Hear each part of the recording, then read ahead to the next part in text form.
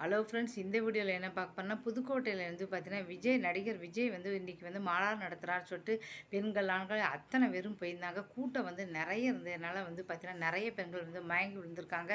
கூட்ட நெரிசல் தாங்க முடியாம. அது மட்டும் இல்லாம வந்து பார்த்தீங்கன்னா, ஒரு பெண்மணியோட கழுத்தில இருந்த 4 பவுன் செயின் வந்து காணுமா, ஐயோ 4 பவுன் செயின காணுமே சொல்லி கதறி அழுறாங்க. இவ்வளோ பெரிய கூட்டத்துக்கு நம்ம போறோம் அப்படின்னா, கண்டிப்பா வந்து பார்த்தீங்கன்னா, நகைய வந்து நீங்க எதுக்காக போட்டு போறீங்கன்னு எனக்கு தெரியல. நகைய கழட்டி வச்சுட்டு தானே போணும்.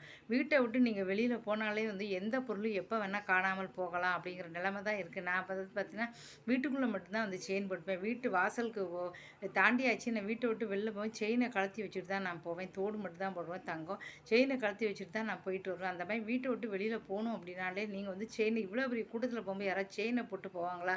அது தங்கம் விக்கிறவள 4 பவுன்னா என்ன ஆச்சு? 4,00,000 ஆயிடுச்சு. நீங்க கழட்டி வச்சுட்டுல வந்து போயிருக்கணும். இது வந்து ரொம்ப சோகமான ஒரு விஷயம். வெளியில வீட்ட விட்டு போகும்போது தயவுசெய்து எல்லாரும் நகைய வந்து கழட்டி வச்சுட்டு போங்க. செயின் எல்லாம் போடவே போடாதீங்க. அடுத்தவங்க என்ன வேணா சொல்லிட்டு போறான்.